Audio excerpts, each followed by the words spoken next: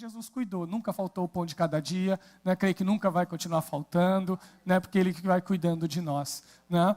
Deus, eu sempre falo para os irmãos, Deus não promete tudo, né? Mas aquilo que nós precisamos, aquilo que é necessário para nós vivermos, Ele promete nos dar e cuidar de nós. Tudo aquilo que você precisa, de verdade, Deus sabe o que você precisa, Deus é poderoso para te dar e cuidar de você.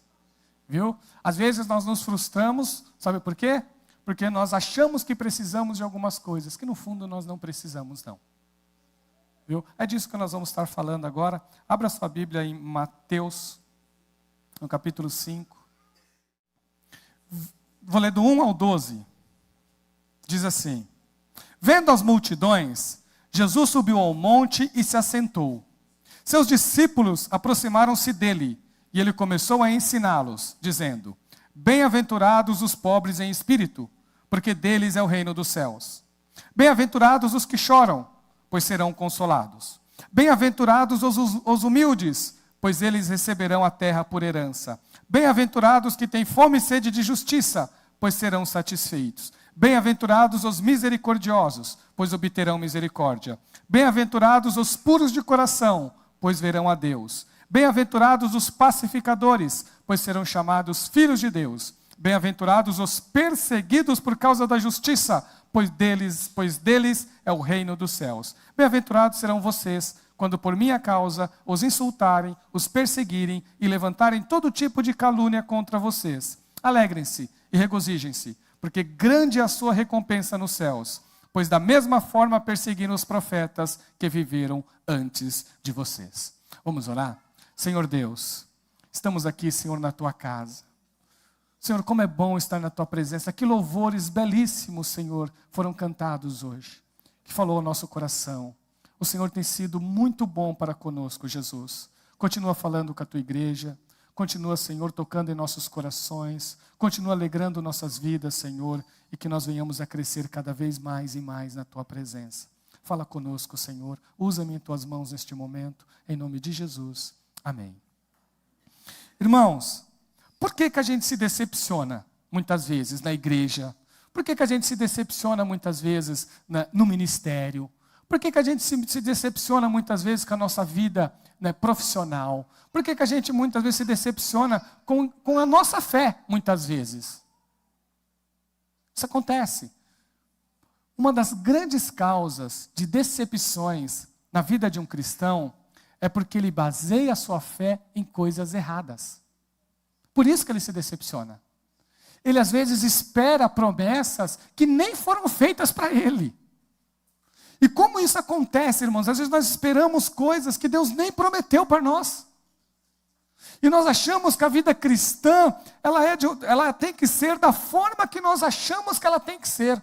Ou seja, Deus tem que adaptar os seus planos aos nossos planos. Só que isso não acontece, gente. Deus não vai adaptar os planos dele para os seus.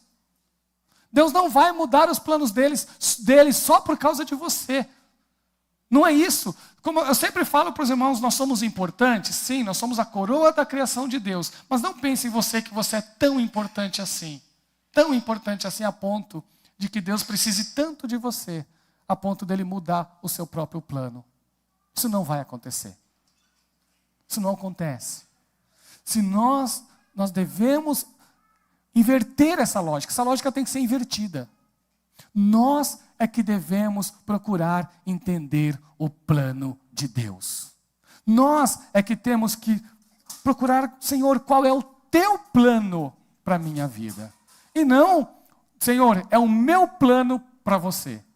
É o meu plano que precisa se concretizar. Ser cristão, Senhor, é desse jeito aqui. Aí nós estabelecemos critérios para ser cristão. Quando você olha aqueles critérios, nenhum deles está embasado na palavra de Deus. Então isso não vai funcionar. Nós temos hoje no nosso país uma imensidão de pessoas decepcionadas. Uma imensidão. Talvez, olha, eu estou chutando aqui, mas o número é tão grande, né, que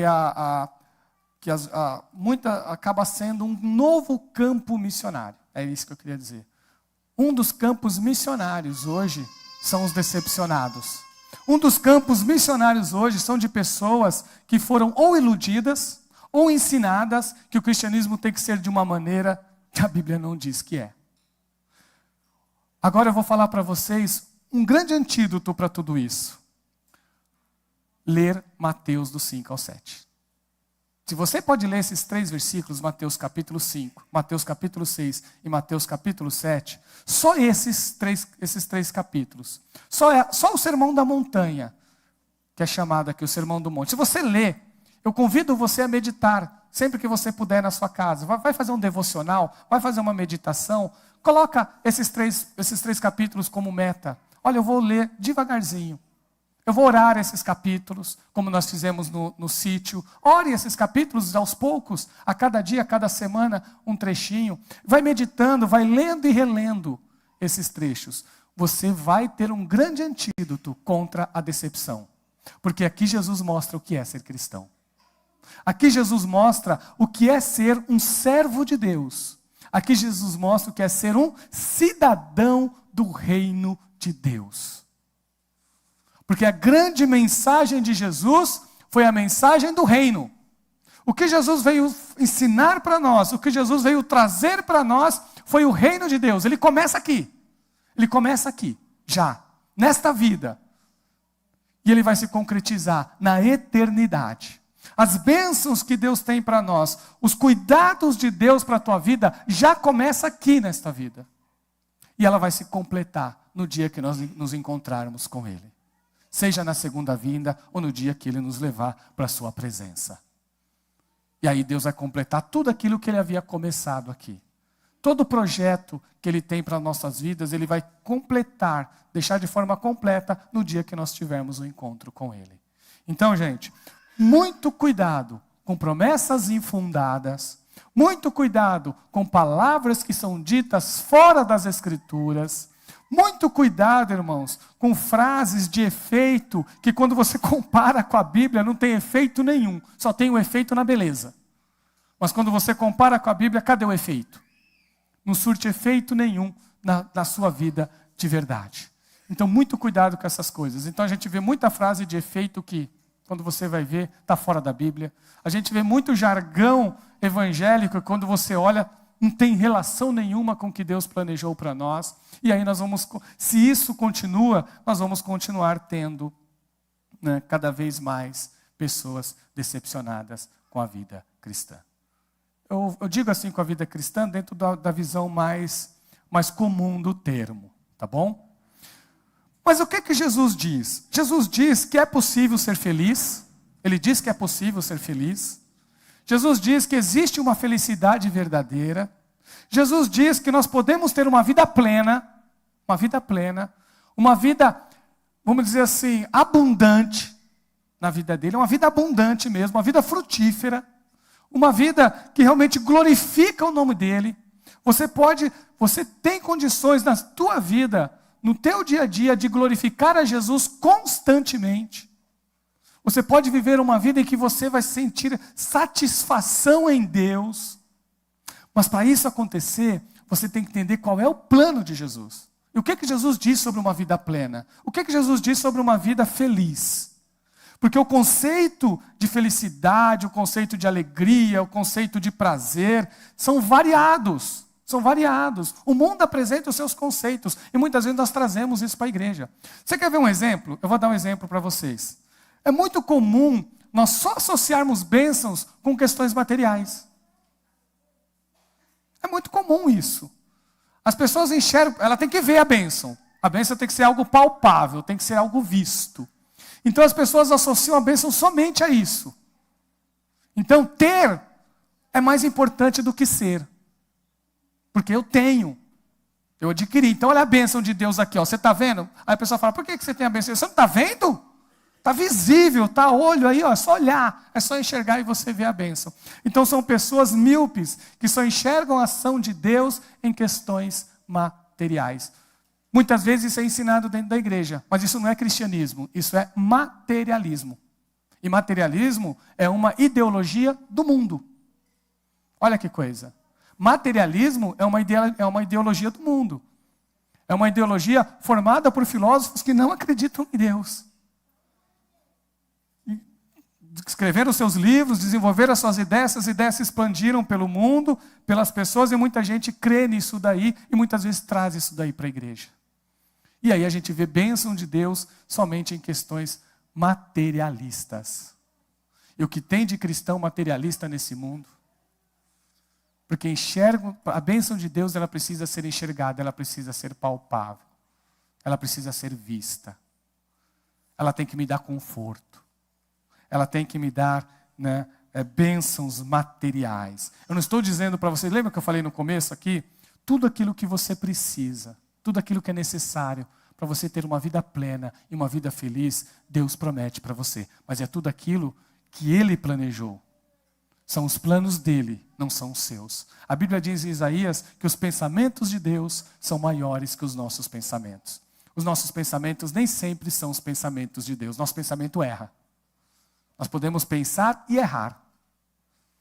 Tá? Nós podemos pensar e errar. Nós podemos fazer julgamentos e os nossos julgamentos podem não ser corretos. Mas isso não acontece com Deus. O plano de Deus é diferente. Quando nós aprendemos com o que Jesus nos ensinou, nós temos uma vida mais plena, uma vida mais feliz, uma vida mais satisfatória, uma vida que glorifica o nome dele. Eu vou falar uma coisa para você que faz parte de estudos avançados do Novo Testamento, e é recente essas pesquisas que estão sendo feitas. Livros estão sendo escritos agora. Quando eu digo recente, não quer dizer que é de 1 ano para cá, talvez de 20 anos para cá, né? São considerados estudos recentes. Quando nós estudamos, nós vamos fazer estudos do Novo Testamento, a gente sai um pouquinho das questões históricas e entramos também em algumas questões culturais. Né? Então, os estudos culturais do Novo Testamento está sendo muito importante para a gente entender a lógica das palavras no texto da Bíblia. É o texto atrás do texto. Né? Quando nós fazemos estudos avançados em Bíblia, a gente estuda o texto atrás do texto. É um pouquinho complicado, mas é a gente estudar todo o ambiente cultural que fazia parte do mundo, né, todo aquele ambiente. Como eu disse para vocês, o materialismo, que é uma questão cultural do mundo de hoje, quem for estudar o nosso século vai ter que fazer pesquisa para entender o que é o materialismo. Pode ser que lá na frente já não seja mais assim. Então, havia um critério cultural extremamente importante no mundo antigo, que é o critério de honra e vergonha. Honra e vergonha. Então, isso ditava a classe social da pessoa. A classe social da pessoa dependia da honra ou da vergonha. Então, dependendo disso, a pessoa teria oportunidades na vida ou não.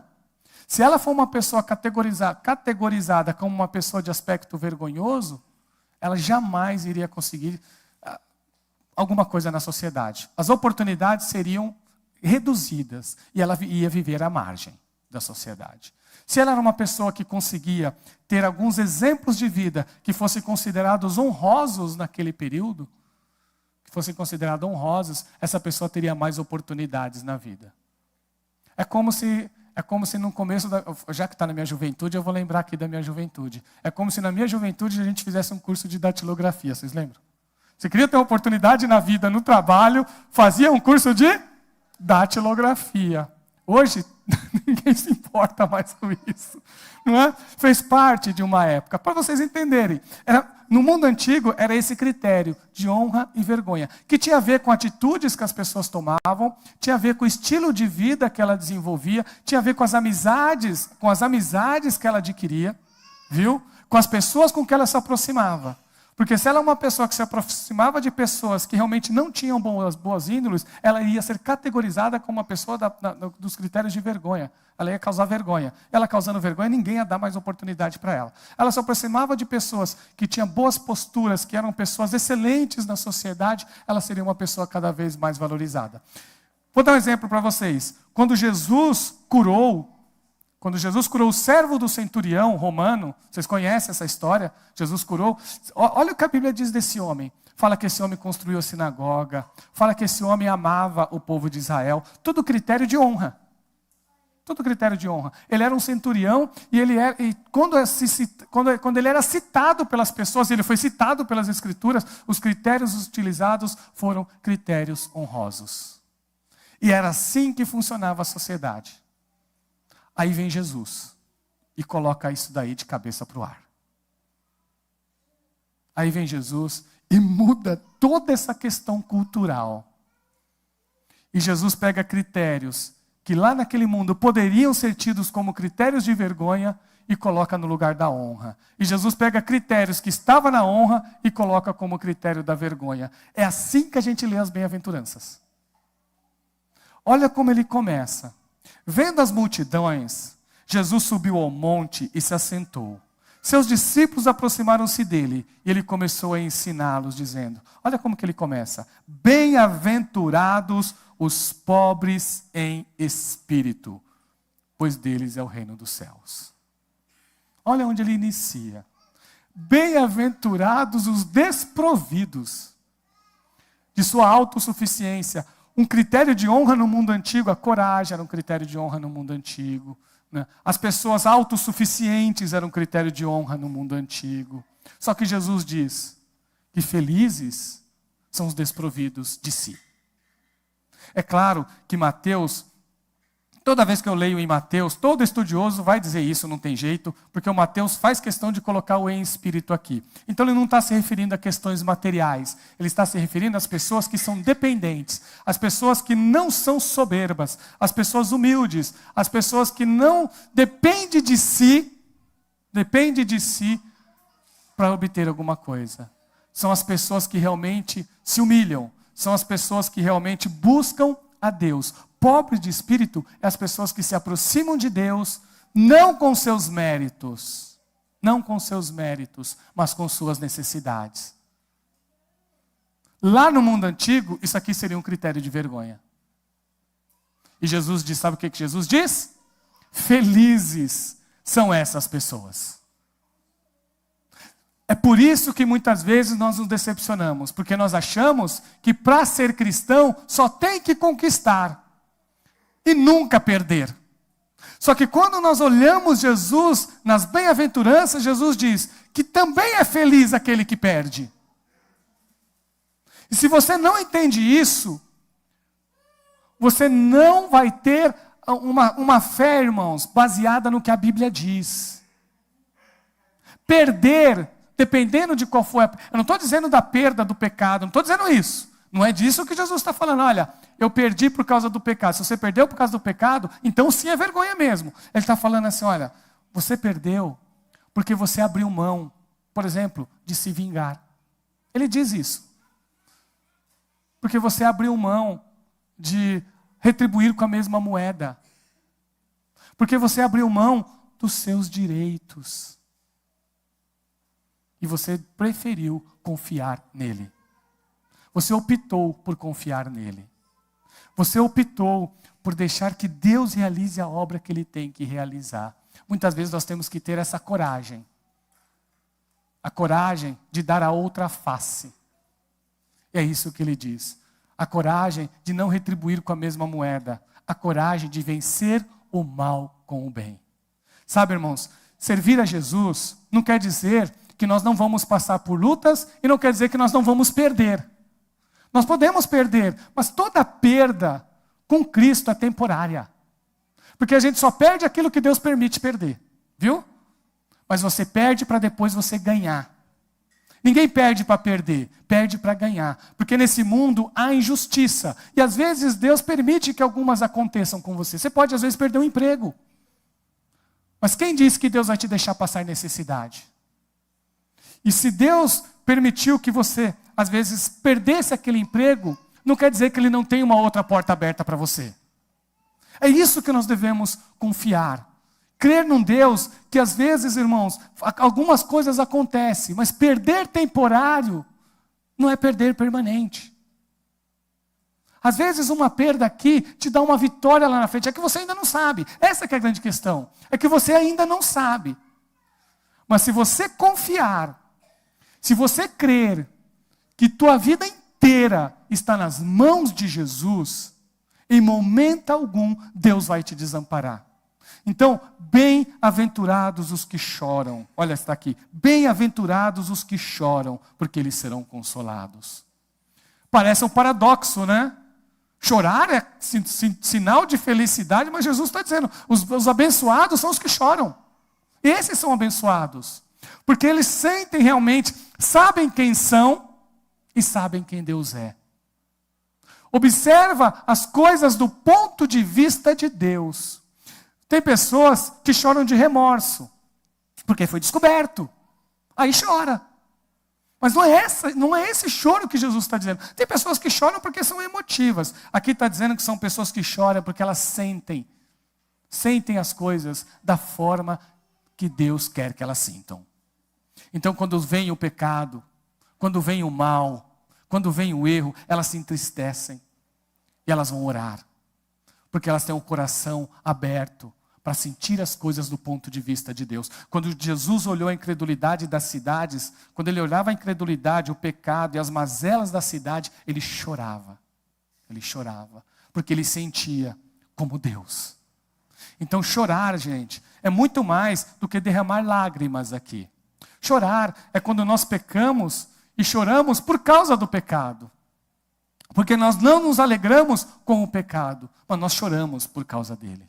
E nós vamos em choro de arrependimento, em choro de busca da presença de Deus, para que tenha vida renovada. É chorar como chorou o publicano, da parábola do fariseu e publicano. O texto não diz que ele chorou, mas diz que ele se prostrou diante de Deus como uma pessoa pobre em espírito, como uma pessoa que não tinha nada a oferecer e simplesmente confiou na misericórdia de Deus.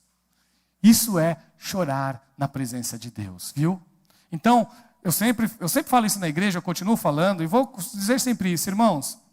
Você está vendo uma pessoa na igreja chorando? Deixa ela chorar à vontade. Ela está chorando onde ela tem que chorar mesmo, que é aos pés de Jesus. Se tem alguém que consegue, eu sempre digo isso, eu pratico isso na minha vida. Quantas e quantas vezes, irmãos, esses dias aí eu tenho chorado muito, né? Mas eu vou chorar lá aos pés de Jesus. Eu vou lá na minha biblioteca, ou lá no meu quarto, em alguma parte da casa, fico de joelhos lá, às vezes sento lá, abro a Bíblia, em vez de ler, eu fico chorando lá com a Bíblia aberta. Leio um pedacinho do texto e fico lá na presença de Jesus. Falo, Jesus, é o Senhor que me consola. Nós precisamos disso, de saber, e isso, irmãos, nos traz vigor. Isso, irmão, nos fortalece. Você sai sentindo a presença de Deus. Você sai sentindo e fala assim, olha, Jesus, o Senhor tocou no meu coração, o Senhor me consolou. Todas as bem-aventuranças têm promessas. Bem-aventurados os pobres em espírito, pois deles é o reino dos céus. Bem-aventurados os que choram, porque serão consolados.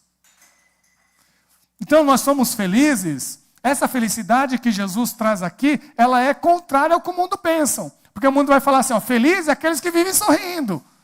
Feliz é aqueles que só vivem conquistando. E quando isso não acontece, a pessoa se decepciona. Mas nós podemos encontrar satisfação também nas nossas lágrimas. Nós podemos encontrar a presença de Deus quando nós choramos. Irmãos, não tenha medo de chorar na presença de Jesus. A Bíblia diz que quando nós estamos num momento tão difícil e quando a nossa oração é mais intensa, o Espírito Santo toma a nossa vida em tuas mãos e Ele intercede por nós com gemidos inexprimíveis. O Espírito Santo, na sua intercessão por você, Ele geme, Ele treme, Ele chora. Se nós ouvimos isso de Deus, da terceira pessoa da Trindade, então por que não chorar na presença de Deus? Deus te consola. Deus te consola. Bem-aventurados os humildes, pois eles receberão a terra por herança. É isso, irmãos. Quem é humilde? É aquele que sabe quem é. Humilde não é a baixa autoestima. Humildade é uma coisa, a baixa autoestima é outra. Humilde é a pessoa que sabe quem ele é. Que ele sabe os talentos que ele tem, ele sabe a qualidade que ele tem, mas ele sabe que tudo isso que Deus deu para ele, ele tem porque foi Deus que lhe deu aquela condição. Eu sempre falo isso para o irmão. Chega aqui e fala assim, eu falei isso um dia na aula aqui na aula de homilética aqui, falando com os irmãos, lá no nosso curso, eu lembro que eu falei, às vezes vem um pregador, é convidado, aí está o pastor Jael, está o Zé Ricardo, né? Aí está o Didi aqui, aí está todo mundo aqui. Aí o irmão é convidado e fala assim, irmãos, olha, eu sou mais... Tem um Didi aqui, eu estou perto disso aqui, tem um Didi aqui, tem o Zé Ricardo, tem o pastor, né? Eu sou o menor deles aqui, aí isso não é humildade. Isso não é humildade. Aí fala assim, eu sou o menor aqui da igreja, mas pela misericórdia de Deus... Já o jargão, né? Pela misericórdia de Deus, eu estou aqui para pregar. Não, gente. Se foi convidado para pregar, prega. Não é assim? Se você estudou mesmo. Você estudou, acabou. Você estudou, você leu. Você não precisa negar isso. Né? Você leu, você estudou. Então você vai lá e prega. Por que você estudou? Porque Deus deu saúde. Que Deus te ajudou, te deu uma mente que você possa entender. Acabou, e você entendeu. Então, irmãos, ser humilde não é se rebaixar. Ser humilde é você se enxergar de forma coerente, de forma justa e correta. É valorizar aquilo que você tem de importante. Né? É saber onde você precisa melhorar. Isso é ser humilde. Humilde é a pessoa que reconhece que às vezes ela erra, que ela reconhece que tem coisas que ela precisa melhorar, tem coisas que ela está bem. O humilde sabe de tudo isso. Tudo bem? Então, irmãos, a humildade sempre será uma postura cristã que traz felicidade. O maior exemplo de todos é Jesus. É Jesus, é o maior exemplo de todos. O que Filipenses diz? Que ele se humilhou. Que ele se humilhou. Tomou a posição de servo. E Deus deu para ele um nome que é sobre todo nome. Olha, porque assim, Jesus teve uma postura nesta vida de completa humildade. E ele é o grande exemplo de humildade para nós. E ele recebeu como recompensa, pela sua posição de humildade até a cruz. E a Bíblia fala que ele foi até a cruz, com a mesma postura. Deus deu a ele um nome que está acima de todo nome. Os humildes são exaltados. Os orgulhosos são humilhados. Então, se tem uma coisa que nós precisamos quebrar, é orgulho. O cristão não tem que ter orgulho não, gente. Né? Servir a Cristo, servir a Deus, a humildade também de receber bênçãos do outro. Se uma pessoa te abençoou, agradece. Recebe isso como algo de Deus. Não fica orgulhoso não. Fala, não vou pegar isso aqui não. Não, pega sim. Viu? A pessoa sentiu no coração, ela te deu com alegria. Ela te deu com alegria, ela te deu feliz. E Deus tocou no coração dela. Então recebe como uma dádiva de Deus. Humildade é isso.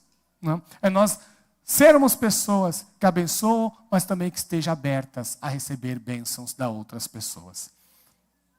Dizem que o William Carey passou isso. Uma vez o William Carey, quando estava na Índia, ele passando uma grande dificuldade, né, um indiano levou para ele uma cesta de frutas, e a esposa dele, muito brava, chegou para ele e falou, está vendo? Você me trouxe... A esposa dele tinha muita dificuldade para entender o ministério dele, né? Ela teve bastante dificuldade, ele lidou com muita paciência com a esposa dele, como homem de Deus mesmo. Ela falou, está vendo? Você manda a gente para cá, a gente deixa a Inglaterra, onde nós morávamos, nós vemos aqui para cá agora para receber esmola, foi a fala dela. E ele falou assim, não foi isso. O que nós recebemos foi uma dádiva de Deus. O que nós recebemos foi um cuidado de Deus para nós. Deus usou as mãos dessa pessoa para nos abençoar. Nós vamos agradecer por isso. E essa era a postura dele. Postura de pessoas humildes. Pessoas que buscavam de Deus as bênçãos espirituais. Bem-aventurados os humildes, pois eles receberão a terra por herança. Então vocês estão vendo que ser de Deus é mais uma questão de postura do que uma questão de posses. Vocês perceberam? É mais uma questão de posição cristã. Bem-aventurados que têm fome e sede de justiça, pois serão satisfeitos. Qual é a primeira justiça? A primeira justiça é aquela de Deus. Aquela que nós recebemos em Cristo Jesus. Então a primeira justiça buscada por uma pessoa é a justiça que vem de Deus. É a justificação. Ela é a primeira. Depois a justiça, que são os atos justos e corretos que os cristãos cometem. Nós devemos ter fome e sede. Primeiro, da justificação. Buscar a Deus, confiar, crer em Jesus para ser justificado por Deus. E depois, gente, ter fome e sede de justiça também, pelos atos, buscar uma vida cristã autêntica. Isso é fome e sede de justiça.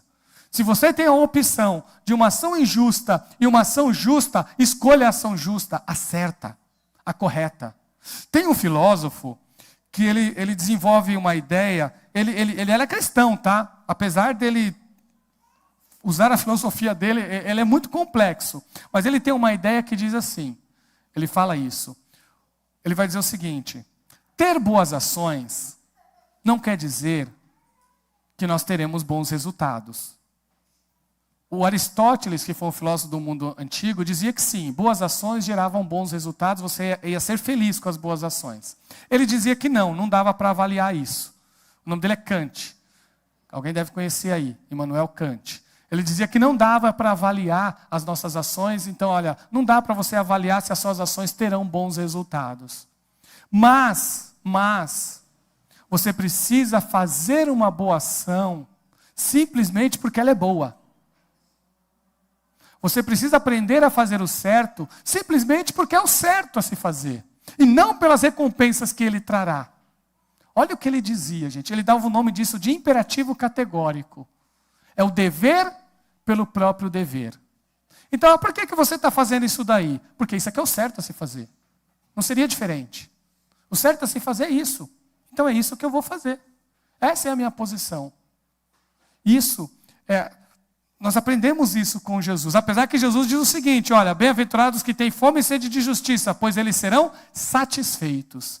Então esse segundo aspecto é da justiça. O terceiro é a justiça social.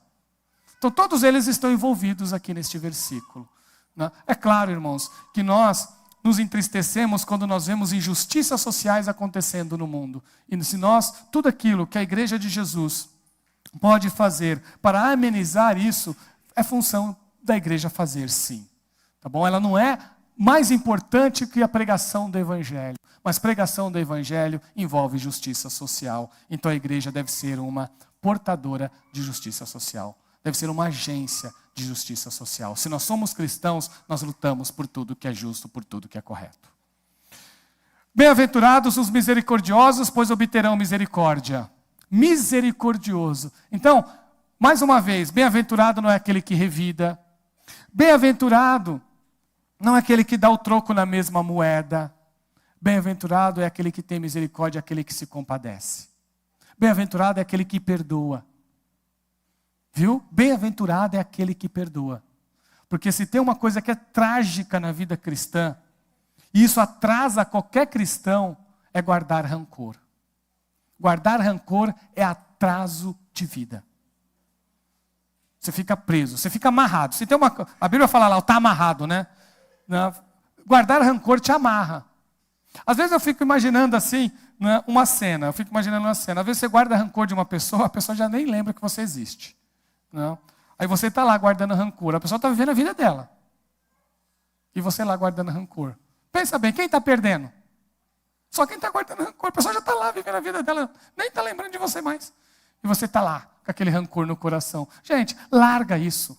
Larga, não vale a pena. Busque a presença de Deus, busque ao Senhor Jesus. E seja misericordioso e misericordioso. Perdoe. Perdoe. Simplesmente perdoe. Aprenda a perdoar, isso é bênção. Isso traz liberdade. Isso traz felicidade. Isso traz, vamos dizer assim, conforto para a sua vida. Bem-aventurados os puros de coração, pois verão a Deus. Irmãos, quando a gente fala puro de coração, a gente tem que lembrar que são pessoas que não têm dois pensamentos, são pessoas que não têm segundas intenções, são pessoas que fazem a coisa, falam aquilo que tem que falar mesmo, e aquilo que ela fala é o que vale. Não é a pessoa que fala, mas nas entrelinhas está pensando outra coisa. Né? Então são pessoas que vão pensando duas coisas e agem de duas formas. Essas aí não são puras de coração. As pessoas puras de coração são as íntegras, são as verdadeiras. Se ela falou isso para você, é isso mesmo que ela está pensando, é isso mesmo que ela está querendo dizer. Viu? Então é importante isso na vida de cristã, a autenticidade. Nós não devemos ter máscaras na vida, mas devemos ser autênticos. Naquilo que nós falamos, naquilo que nós pensamos, naquilo que nós dizemos, naquilo que nós, da forma que nós agimos, nós devemos ser verdadeiro. Aquilo que eu falo e aquilo que eu faço tem que ser coerente. Precisa ser coerente. Isso é ser puro de coração. Porque não dá para... É muito comum aquela frase, eu faço o que eu digo, mas não faço o que eu faço. Isso não funciona na vida cristã. Na vida cristã, você fala e você faz. Isso é importante, viu? Senão, não fala. Se você não faz, não fala. É a melhor dica que eu te dou. Não faz? Então não fala. Para você não incorrer nesse erro aqui, que é o de deixar de ser puro de coração. Bem-aventurados os pacificadores, pois serão chamados filhos de Deus. pacificador é a pessoa que tem paz com Deus em primeiro lugar e é a pessoa que pacifica também. A primeira parte sempre é com Deus, gente. Toda vez que a gente lê essas bem-aventuranças, sempre coloca Deus em primeiro lugar. Tudo primeiro está relacionado com Deus, mas depois está relacionado com a nossa vida também. Então, você já imagina, primeiro é assim, quando nós encontramos Jesus, nós temos paz com Deus. Isso já faz de nós um pacificador, uma pacificadora, porque nós temos paz com o nosso Deus. O segundo aspecto é exatamente a pessoa que pacifica. E a fala dele sempre é uma fala de pacificação. Irmãos, não dá para ser crente que só gosta de jogar lenha na fogueira. Já pensou? Você sabe de um problema que está acontecendo entre dois irmãos. Sei lá, está um problema lá entre irmão e uma irmã, entre dois irmãos da igreja. Ao invés de você pacificar, você joga mais lenha na fogueira. E tem gente, acreditem, tá? Tem gente que na sua frente fala mal do outro, mas no outro fala mal de você. É assim. Na sua frente é do outro que ela fala mal. Mas quando chega na frente, quando chega no outro, é de você que ela vai falar mal. Né? E vai ficar jogando lenha na fogueira. E vai ficar provocando intriga. E vai ficar provocando confusão. Olha o que a Bíblia diz. Aí depois dá tudo errado. Claro que vai dar errado. E se descobrirem então, aí que dá tudo errado mesmo. Aí a pessoa fica magoada, a pessoa fica triste, a pessoa fala que as coisas dá tudo errado para ela. Você está vendo por quê? Você viu? O que a Bíblia diz? Pessoa abençoada é a que pacifica. Essa é a pessoa abençoada. É a pessoa que tenta fazer conciliação, a que tenta conciliar. Essa é a pessoa abençoada. Bem-aventurados os perseguidos por causa da justiça, pois deles é o reino dos céus. Então, irmãos, ser feliz é muitas vezes enfrentar a injustiça que existe nesse mundo. E muitas vezes ela gera perseguição. Ela gera perseguição. Muitas vezes nós somos perseguidos exatamente porque nós fazemos o que é certo. Simplesmente porque nós fazemos a vontade de Deus. E aí nós passamos por lutas e perseguições por causa disso. Então Jesus disse que é assim que vai acontecer. Mas isso não quer dizer que você não será uma pessoa íntegra. Isso não quer dizer que você não será uma pessoa feliz. Isso não quer dizer que você não será uma pessoa completa. Vocês viram que Jesus colocou de cabeça para baixo o conceito de honra e vergonha? Vocês viram que Jesus mudou a lógica do mundo? E tudo isso daqui começa a se cumprir aqui. Então o que eu vou dizer para vocês? Olha, primeiro, pobre de espírito. É deles o reino dos céus. Quem é pobre de espírito, é deles o reino dos céus. Os que choram são consolados. Isso aqui é a parte de Deus. Por isso que vale a pena. Por isso que vale a pena seguir o exemplo de Jesus. Os humildes receberão a terra por herança. Os que têm fome e sede de justiça serão satisfeitos. Os misericordiosos obterão misericórdia. Os puros de coração verão a Deus. Olha que coisa. Quer ver Deus? Seja verdadeiro.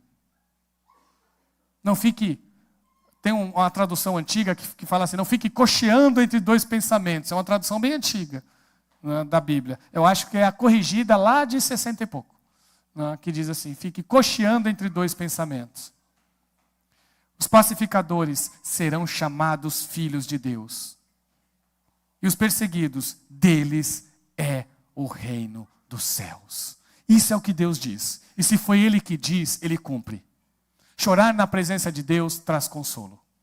Chorar por remorso, vai ficar no remorso. Chorar na presença de Deus traz consolo. Se você é humilde, você recebe a terra por herança. Eu lembro de uma vez, eu já contei isso daqui, de um grande empresário que ele tinha um sítio lindíssimo.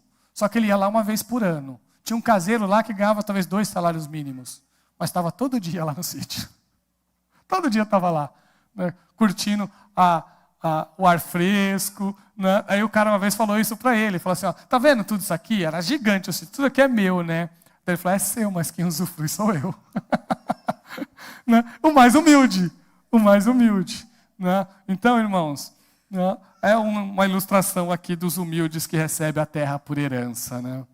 Os puros de coração veem Deus. Queremos ver Deus na nossa vida, né? Muitas vezes nós deixamos de ver Deus porque nós temos dois pensamentos e ficamos lá entre dois pensamentos. Não, gente, tenha um só. Tenha um só e seja verdadeiro nele.